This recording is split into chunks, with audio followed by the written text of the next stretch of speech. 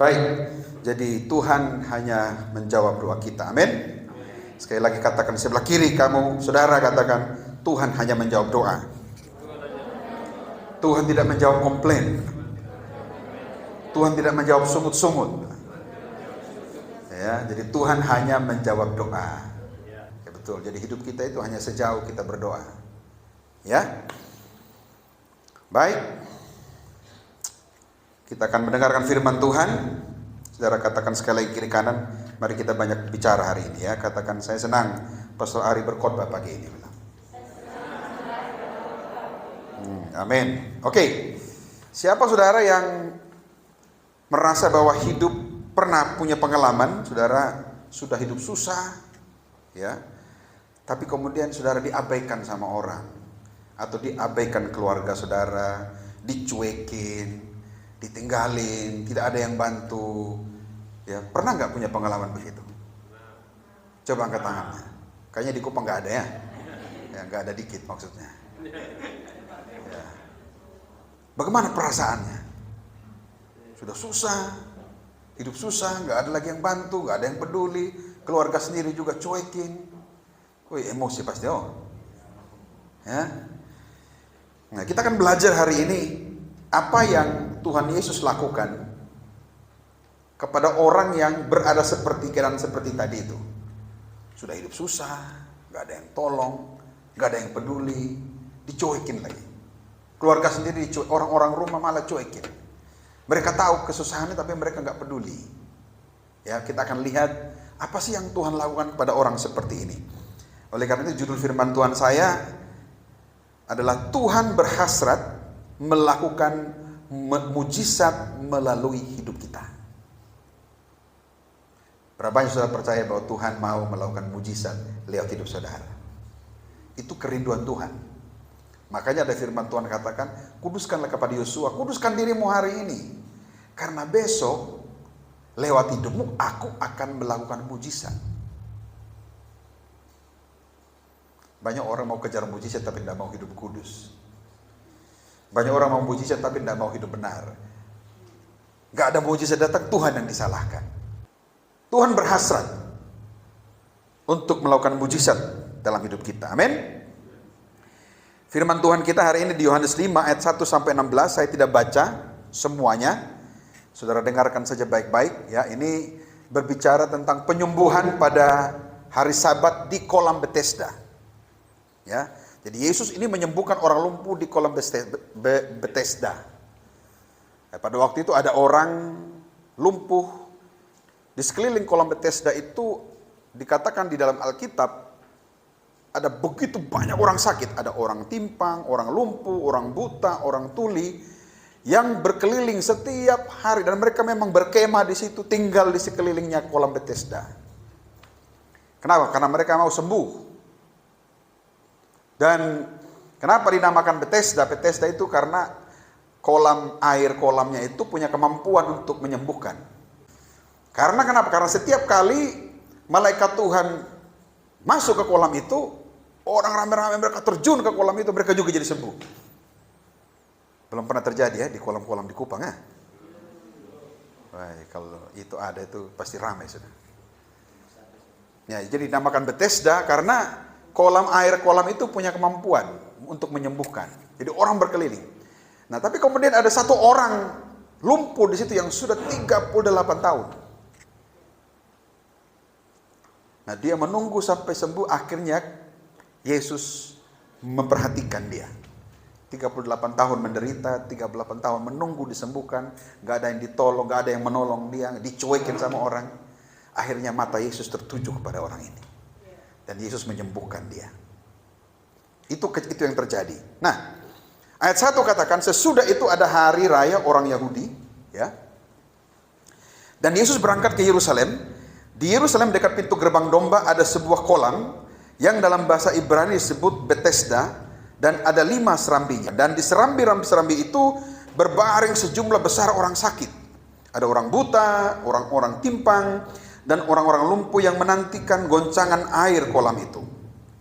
Ayat 4 dikatakan, sebab sewaktu-waktu turun malaikat Tuhan ke kolam itu dan menggoncangkan air itu. Barang siapa yang terdahulu masuk ke dalamnya sesudah goncangan air itu menjadi sembuh apapun penyakitnya. Dan di situ ada seorang yang sudah 38 tahun lamanya sakit. Saudara perhatikan baik-baik. 38 tahun. Ya, kita mungkin sakit 1 minggu saya sudah setengah mati. Kemarin saya kena COVID 1 minggu di rumah itu setengah mati. Ya, pingin keluar sudah bosan gitu. Ini 38 tahun sakit. Begitu lama. Bukan waktu yang singkat. Coba saudara bayangkan bagaimana perasaan saudara kalau sakit saudara seperti itu. Dalam keadaan sekian lama. Dia pasti lihat orang yang baru 2 minggu datang, terjun sudah sembuh. Orang yang baru 2 hari datang, terjun langsung sembuh. Ya, pasti dia dalam hati, aduh, pasti ada satu, ada keluhan, aduh Tuhan. Kok saya nggak sembuh, semoga ada juga yang tolong saya gitu. Kira-kira apa yang muncul dalam pikirannya kalau mereka yang datang kemudian sembuh duluan? Kira-kira bagaimana? Coba saudara bayangkan saudara antri panjang-panjang ya. Mungkin antri yang paling panjang itu BPJS lah. Ya, sampai 190, 230 gitu ya. Oke, bisa saudara dapat nomor yang paling mungkin terakhir sudah nomor 230. Tiba-tiba ada orang serobot masuk antrian saudara. Kira-kira ngamuk gak? Kalau di Kupang ke mana itu? Woi, bisa perang sudah ya. Jadi seperti itulah keadaan dia. Ini mereka datang, kemudian kok mereka sembuh duluan? Ada yang tolong mereka, beta sudah ada yang tolong, malah dicuekin. Pasti ada banyak sekali gejolak di hatinya. Nah saudara bayangkan orang ini lumpuh 38 tahun tapi dia tetap menunggu di pinggir kolam. Tetap sampai ada pertolongan. Dan saudara, sekalipun gak ada pertolongan, dia tetap terus menunggu. Ya, dia bisa saja tahun kedua, ketiga, saya pulang aja. Tidak ada yang tolong, tidak sembuh-sembuh pulang aja ke rumah. Enggak, dia tunggu 38 tahun.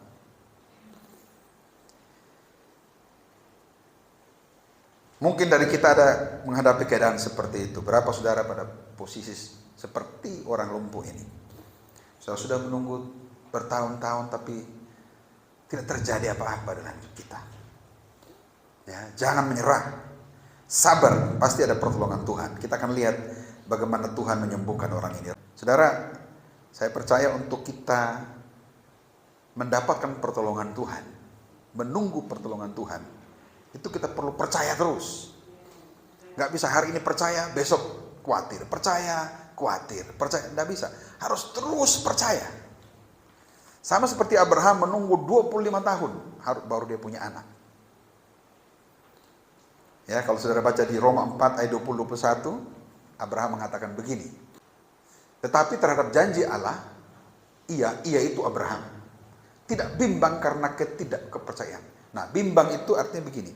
Hari ini percaya, besok khawatir. Hari ini percaya, itu bimbang. Harus terus percaya, tekun percaya. Ya, Abraham tidak bimbang karena ketidakpercayaan, malah ia diperkuat dalam imannya dan ia memuliakan Allah dengan penuh keyakinan bahwa Allah berkuasa untuk melaksanakan apa yang telah ia janjikan. Saudara, dalam kerajaan Allah, Tuhan itu raja. Dalam sistem kerajaan, perkataan raja itu hukum dan pasti jadi. Nah, firman Tuhan itu janji Allah itu hukum. Dan Tuhan tidak akan pernah melanggar hukumnya, janjinya pasti terjadi. Pertanyaannya kita percaya terus tekun atau kita bimbang? Ya. Jadi kita terus harus percaya setiap hari. Memang itu tidak mudah, tapi kita terus berjuang untuk percaya.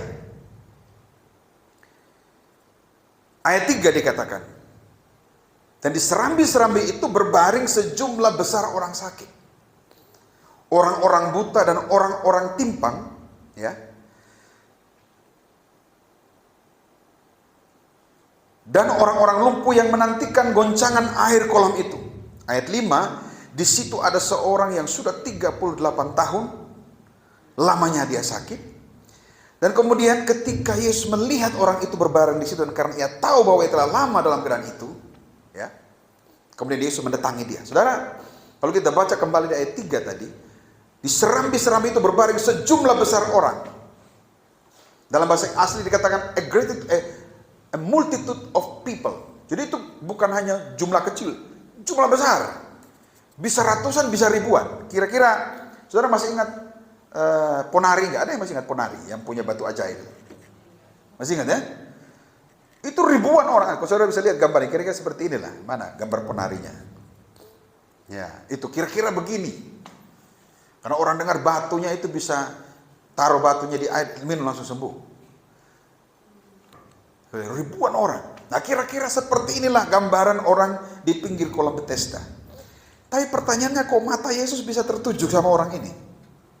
Kan ada banyak orang di situ. Kenapa mata Yesus hanya tertuju hanya kepada dia? Mungkin saja ada yang lebih lama dari dia di situ, mungkin ada yang lebih singkat waktunya sakit. Tapi pertanyaan saya, kenapa mata Yesus tertuju sama dia? Memang dikatakan Alkitab karena Yesus sudah tahu, sudah lama dia sakit. Tapi pasti juga banyak orang sakit di situ yang sudah lama. Tapi kenapa Yesus mau tertuju sama mata orang ini? Tapi Roh Kudus berbicara kepada saya, cuma satu kenapa mata Yesus tertuju kepada orang ini. Karena kasih karunia. Hanya karena kasih karunia. 38 tahun.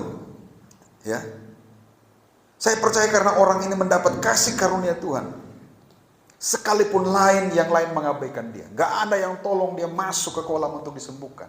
Gak ada yang peduli. Tapi mata Yesus tertuju kepada orang ini. Kenapa? Karena kasih karunia Tuhan. Saudara, hidup kita ini perlu kasih karunia. Tidak cukup hanya ibadah, hanya ke gereja, hanya melakukan aktivitas rohani. Tapi kita perlu kasih karunia Tuhan. Kasih karunia Tuhan itu memampukan kita punya pengalaman pribadi dengan Dia. Kekristenan tanpa pengalaman pribadi itu sia-sia. Banyak orang Kristen hanya ke gereja, ya, melakukan aktivitas rohani, tapi nggak pernah punya pengalaman pribadi dengan Tuhan. Dan yang Tuhan mau adalah kita punya pengalaman pribadi dengan Dia. Kuncinya apa? Kasih karunia. Kita perlu kasih karunia Tuhan. Kasih karunia itu seperti perbuatan seorang atasan kepada bawahannya, ya. Sebuah perasaan belas kasihan dari seorang atasan kepada bawahannya yang tidak mampu dan dia tolong. Itu kasih karunia. Kasih karunia itu pemberian Allah sekalipun kita tidak pantas menerimanya. Dan saya mau bilang sama kita hari ini, mungkin kita dalam situasi tertentu. Mungkin sudah sangat lama, sepertinya tidak ada jalan keluar, seperti orang sakit lumpuh ini 38 tahun. Tidak ada yang tolong, gak ada terobosan. Hidup saudara mungkin kita tidak berubah. Hidup hanya biasa-biasa saja. Hidupnya begini-begini saja. Ekonominya begini-begini saja. Mungkin saudara ada yang sakit, ada punya masalah keluarga. Mungkin sudah lama, sudah bertahun-tahun, gak jadi-jadi. Ya saya mau bilang begini saudara. Kita perlu kasih karunia Tuhan. Bilang kiri kanan, kamu perlu kasih karunia. Ya. Kasih karunia mendorong Tuhan melakukan sesuatu yang tidak masuk akal dan tidak mungkin bagi kita. Itu kasih karunia. Sudah pasti kasih karunia itu adalah Kristus sendiri. Setiap kita perlu kasih karunia. Jadi kalau saudara berada dalam keadaan yang sulit, bertahun-tahun seperti orang yang 38 tahun ini dalam keadaan lumpuh, tidak ada pertolongan. Minta Tuhan, aku perlu kasih karunia. Setiap kita perlu kasih karunia Tuhan. Amin. Nah, saya percaya setiap saudara ketika saudara setia menantikan Tuhan, pasti ada kasih karunia Tuhan yang mendatangi kita. Sebagaimana Yesus mendatangi dan melihat orang yang sakit lumpuh ini. Yohanes 5 ayat 6b dikatakan, berkatalah ia kepadanya. Maka waktu Yesus mendekati dia, Yesus bertanya sama dia, maukah engkau sembuh? Ya, saudara, kenapa Yesus sudah tahu kan orang lumpuh pasti yang dia butuhkan kesembuhan. Nggak ada kebutuhan lain. Saudara, kalau sakit yang paling dibutuhkan apa? Sembuh pasti. Tapi kenapa Yesus bertanya, maukah engkau sembuh? Masih. Padahal Yesus sudah lihat dia lumpuh. Dan Yesus mendatangi seperti mendatangi langsung berbicara kepada dia. Kamu mau betul sembuh?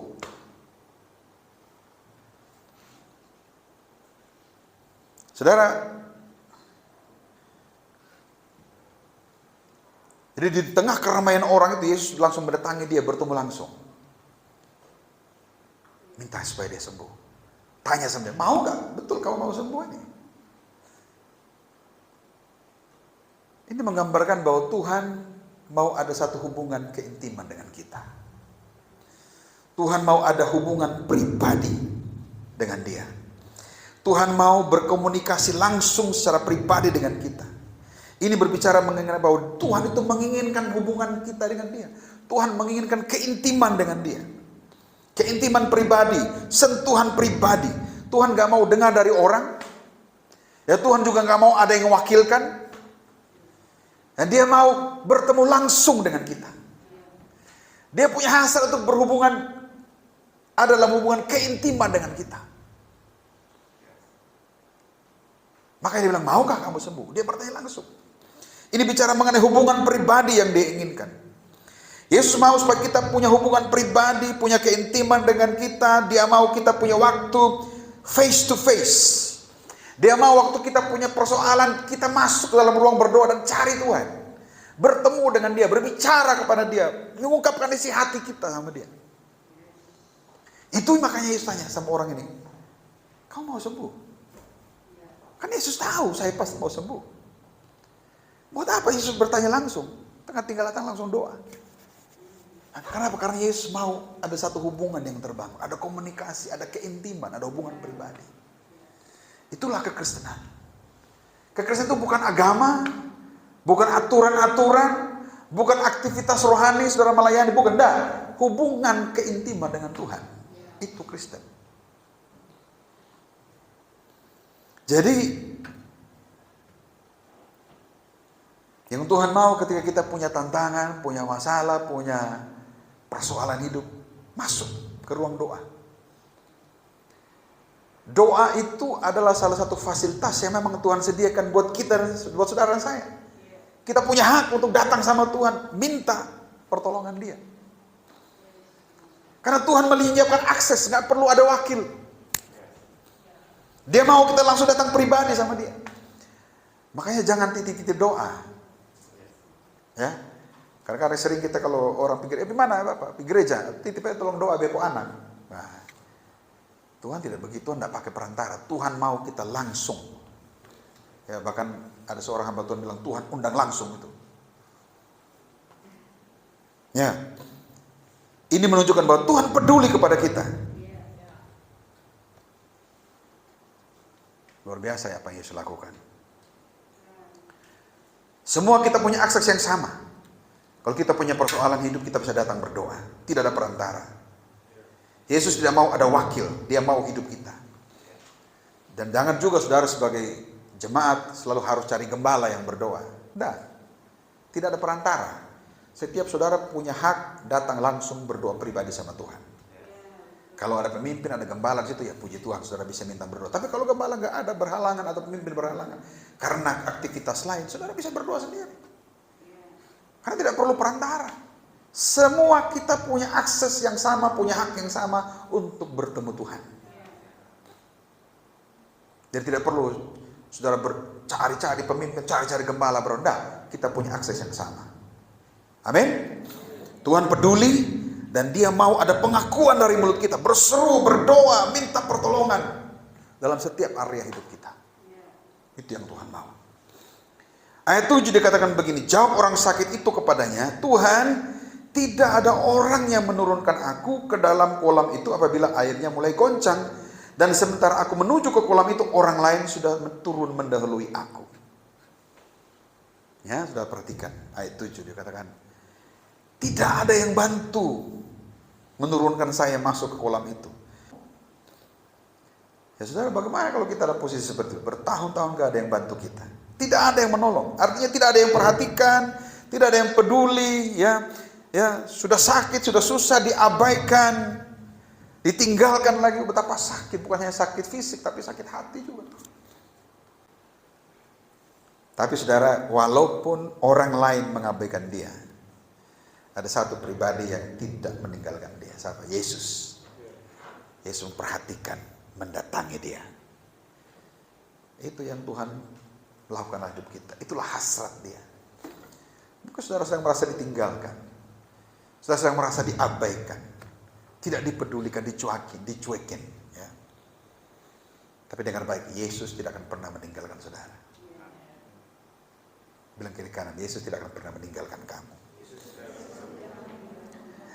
Terus beriman, terus berharap, jangan putus-putus kepercayaan kita, karena pasti suatu hari nanti, satu waktu, Yesus akan mendatangi kita, menyembuhkan, memulihkan, membuat yang hilang Tuhan bisa gantikan kembali. Berharap, percaya terus. Saudara masih ingat cerita wanita yang pendarahan 12 tahun? Masih ingat ya? 12 tahun ya? Di Matius kalau nggak salah Matius 9 ya, Matius 9. Dia mendengar Yesus mau lewat di kotanya. Dia dengar. Waktu dia dengar Yesus mau lewat, kemudian dia berharap ketemu Yesus. Ya. Waktu dia dia berharap, tapi dia juga menambahkan iman dalam pengharapannya. Dia bilang begini, asalku jamah saja jumpai Yesus, saya pasti sembuh. Dan dia sembuh. Jadi terus berharap, dan di dalam pengharapan kita tambahkan iman. Seperti wanita ini, asalku jamah saja jumpanya, pasti sembuh.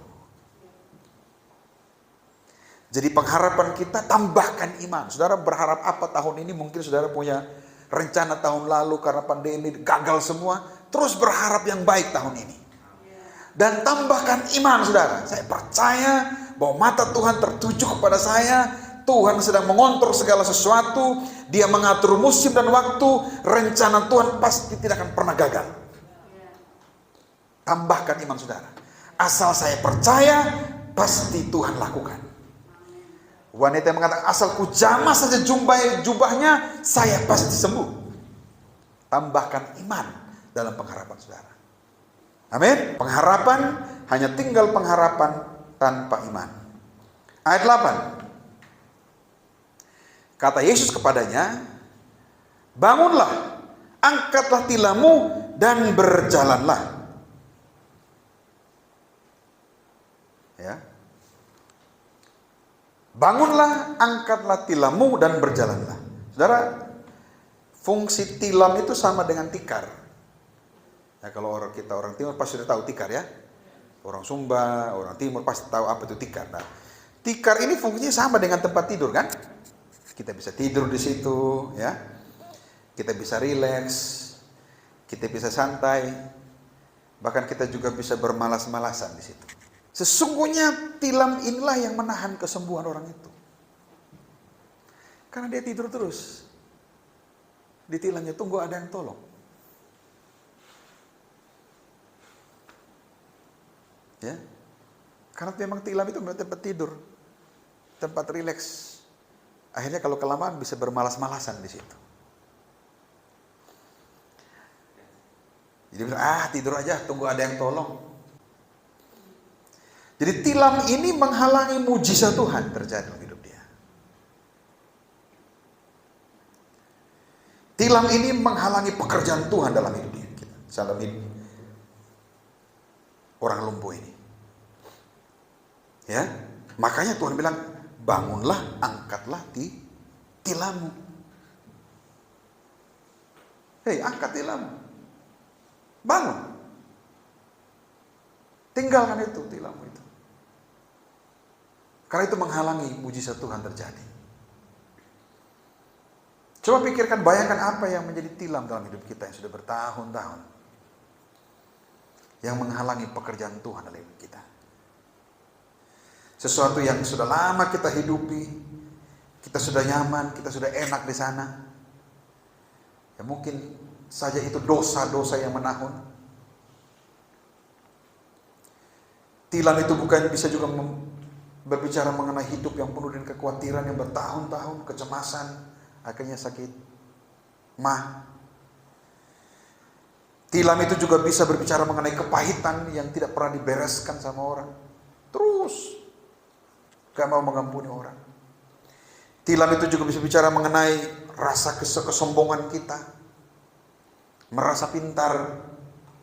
Nah, saya belajar begini, kalau ada orang yang merasa pintar, sebenarnya orang itu dia tidak tahu apa yang dia tidak tahu. Orang yang merasa pintar pasti gak mau belajar. Kenapa? Karena dia tidak tahu apa yang dia nggak tahu. Nah, saya sering ketemu orang kayak gitu. Kalau saya bicara sama orang, sering saya ketemu orang yang sebenarnya dia nggak tahu apa yang dia tidak tahu. Akhirnya dia nggak mau belajar. Tapi dia merasa pintar. Dan bertahun-tahun hidupnya seperti itu. Ya, jadi hati-hati itu tilam kemalasan mungkin. Ya, saudara, Tuhan tidak akan pernah pakai orang malas. Tuhan tidak akan pernah mengurapi orang yang malas. Akan pernah. Ya, yang bangun siang, jam 9 baru bangun. Ya, pekerjaan hari ini ditunda minggu depan. Ya, menunda-nunda kerjaan, nggak punya waktu untuk mengatur schedule hidupnya, deadline hidupnya. Ya, tunggu nantilah. Itu tanda kemalasan. Dan Tuhan tidak akan pernah urapi orang malas. God will never anoint the lazy person. Tak akan juga Tuhan pernah pakai hidup orang malas. Ya, menunda-nunda kerjaan. Itu juga tilam. Maka firman Tuhan, angkat tilammu.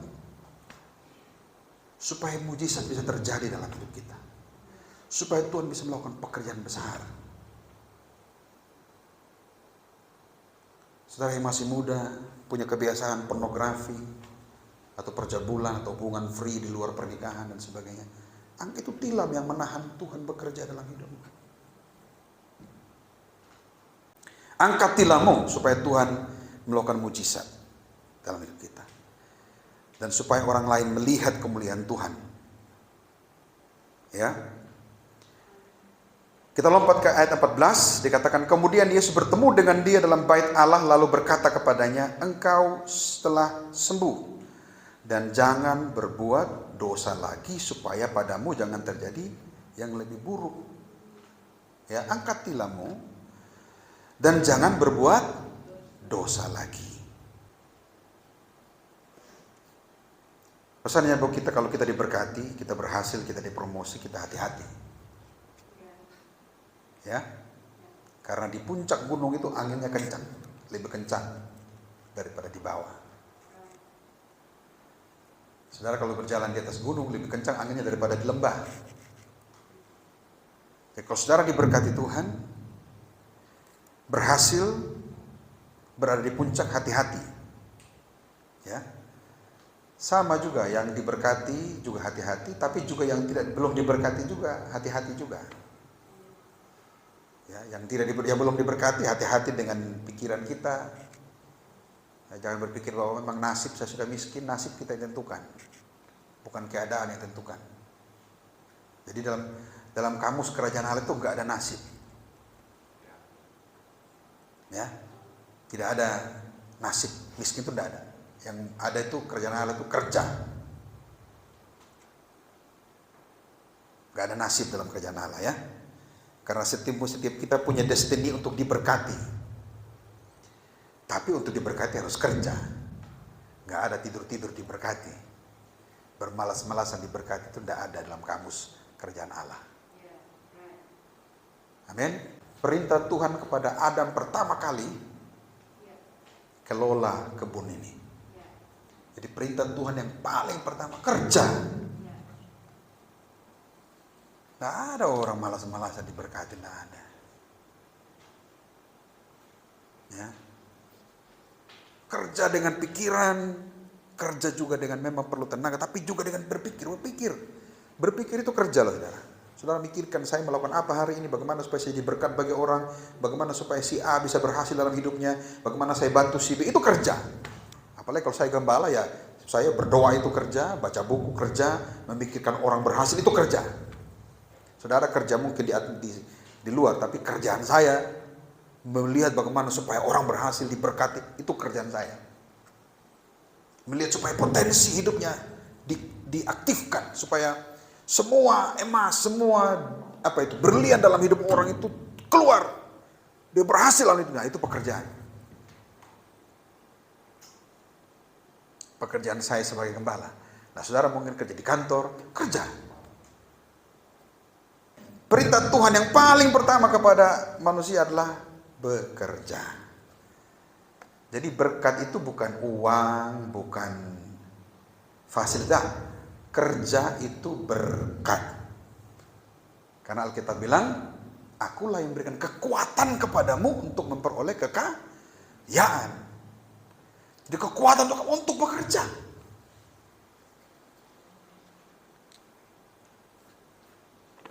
Amin. Ya. Jadi bukan hanya yang diberkati saja yang hati-hati, yang belum diberkati juga hati-hati. Dengan sikap apa yang keluar dari mulutmu, komplain, sungut-sungut, atau kata-kata yang baik. Amin. Dan jangan pernah membandingkan keberhasilan saudara dengan keberhasilan orang lain. Jangan. Kita punya keberhasilan itu ukurannya masing-masing. Tuhan sudah bilang satu kasih satu, ada yang 3, ada yang 5 kan? Dia dapat 5, puji Tuhan. Saya cuma 1, ya saya dipercayakan ini. Dipercayakan, kerjakan. Jangan pernah membandingkan berkat saudara dengan berkat saudara. Jangan bandingkan kulkasmu dengan kulkas tetangga, jangan. Atau bandingkan setrikamu dengan setrika tetangga. Jangan pernah. Karena berkat Tuhan itu sendiri-sendiri. Masing-masing dengan kemampuannya. Saudara mungkin cuma bisa 1, kamu mungkin Tuhan kasih 3. Enggak, 1 aja sudah. Kelola yang ada 1 itu. Kalau ada yang diberkati dengan mobil baru, balik bilang begini, I am next. Ngerti I am next? Saya pasti berikutnya dapat berkat seperti itu. Dia bilang, kok dia dapat mobil pasti korupsi itu. Nah itu tidak benar sudah itu. Ya. 1 Timotius 6 ayat 6 mengatakan, memang ibadah itu kalau disertai rasa cukup akan memberi keuntungan besar. Ya. Kalau ibadah kita disertai dengan rasa cukup, ada keuntungan besar, ada kepuasan. Dalam terjemahan lain dikatakan ada kepuasan. Jadi jangan membanding-bandingkan berkat dengan orang lain. Amin. Jangan pernah merasa kurang. Saudara, orang yang merasa kurang akan selalu begini. Ya, selalu minta. Kalau orang merasa kurang, terus tangannya begini terus. Tambah dong, minta dong, tambah. Minta dong terus.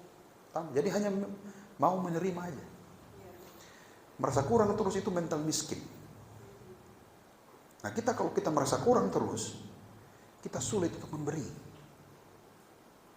Apalagi kalau Tuhan bilang beri perpuluhan. Saudara, kan kita diajar kasih perpuluhan 10% kan? Alkitab bilang karena itu milik Tuhan. Ya, setuju nggak? Setuju? Ya. Tapi apakah punya Tuhan di tangan kita cuma 10%? 10% itu semua punya Tuhan. Dan Tuhan hanya minta 10%. Saya menurut saudara-saudara jangan tahan-tahan apa yang punya Tuhan. Tuhan hanya minta 10%, Tuhan nggak minta semua loh. Kalau kita bilang milik Tuhan, ini semua kita punya hidup, uang kita di bank semua punya Tuhan. Tapi dia hanya minta kembalikan 10% saja. Nah kalau kita merasa kurang terus, kita nggak akan bisa memberi.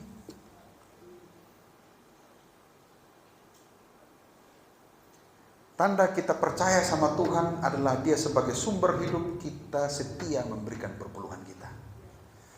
Dan perpuluhan itu bukan hukum Taurat, saudara. Jauh sebelum hukum Taurat ada, sudah ada perpuluhan di Alkitab. Jadi, tanda orang percaya bahwa Tuhanlah sumber hidupnya, Dia memberikan perpuluhannya. Dan Tuhan hanya minta 10%. Kalau kita mau pikirkan, semua ini punya Tuhan. Langit dan bumi punyaku, Dia bilang. Segala isinya. Tuhan gak minta semua, amin? Cuma 10%. Jadi berikanlah itu sama Tuhan. Ayat 15 yang terakhir, orang itu keluar lalu menceritakan kepada orang-orang Yahudi bahwa Yesuslah yang telah menyembuhkan dia. Tujuan Tuhan melakukan mujizat bukan supaya sekedar kita diberkati, tidak. Supaya orang lain melihat kemuliaan Tuhan dan hati mereka juga terbuka untuk Injil dan mereka juga memberi diri menerima Yesus sebagai Tuhan. Itu tujuan mujizat. Ya, maka dikatakan engkau di situ di ayat 16 dikatakan lalu menceritakan kepada orang Yahudi bahwa Yesus yang telah menyembuhkan dia. Dengar baik saudara. Jadi kalau engkau diberkati hari ini, engkau dipromosi Tuhan hari ini, diberikan fasilitas, tujuannya bukan supaya engkau menikmati berkat itu, enggak. Supaya engkau menjadi lebih efektif dalam melayani orang lain, supaya mereka melihat kemuliaan Tuhan. Itu tujuannya. Jadi kalau engkau diberkati hari ini luar biasa sama Tuhan, hati-hati. Ya, saya bukan mengancam, hati-hati. Berkat yang Tuhan berikan itu, ini Alkitab mengatakan supaya orang melihat kemuliaan Tuhan dalam hidupmu. Masalahnya banyak orang menikmati berkatnya, akhirnya dia jatuh dalam dosa. Tujuannya supaya orang lain melihat kemuliaan Tuhan. Dan mereka tahu Tuhan yang kita sembah adalah Tuhan yang berkuasa. Itu tujuan kita diberkati. Jadi jangan sampai kita keasikan dalam berkat Tuhan. Ingat, saudara diberkati, kita diberkati supaya kita efektif menjadi saksi. Jadi efektif kita. Jangan sampai kita menikmati sendiri. Amin. Jadi sekali lagi saya mengatakan bahwa tujuan Tuhan melakukan mujizat kepada orang yang sakit lumpuh ini, supaya dia menceritakan kepada orang Yahudi bahwa Yesuslah yang telah menyembuhkan dia. Amin. Saya tutup dengan satu kisah dalam Alkitab di Kisah Para Rasul 16 ayat 25 sampai 32, kisah Rasul Paulus dan kisah Rasul Silas. Ketika mereka ditangkap, mereka dipasung, dimasuk dalam penjara gelap, tidak bisa keluar. Dan mereka berseru kepada Tuhan. Mereka memuji Tuhan, mereka menyembah Tuhan, mereka bersyukur untuk hidup mereka. Tuhan melakukan mujizat. Pasung, rantai semua terlepas, gedung pintu-pintu penjara semua terbuka. Tuhan melakukan mujizat. Dan singkat cerita, karena mujizat itu kepala penjara dan seluruh keluarganya, mereka semua bertobat menerima Yesus. Dan saya percaya di tahun ini Tuhan akan melakukan mujizat dalam hidup saudara. Berapa yang saudara percaya? Tapi saya juga memberikan peringatan. Hati-hati dengan mujizat berkat yang saudara terima. Bukan untuk dinikmati sendiri, tapi supaya tetanggamu melihat, supaya teman kerjamu melihat, teman gurumu, teman pegawai melihat bahwa Tuhan dimuliakan lewat mujizat yang terjadi dalam saudara. Amin. Mari kita bangkit berdiri.